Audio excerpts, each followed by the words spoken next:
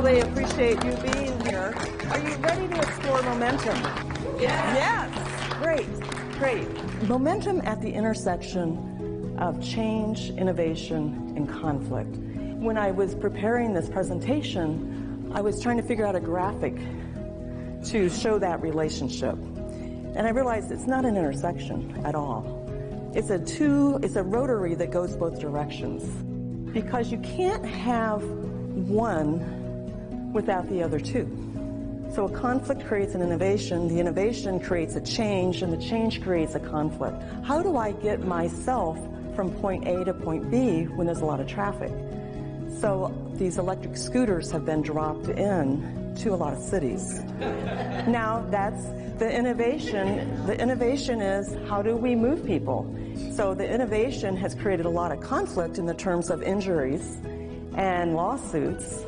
And again, and perhaps it was because the change wasn't well thought out.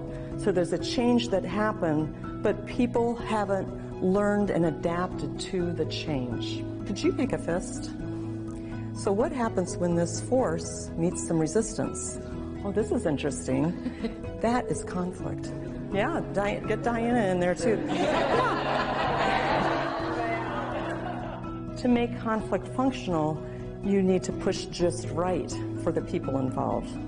Now, what does that mean, just right? Well, that's when you've got to really know who you're dealing with. And the intention is to engage for positive outcome.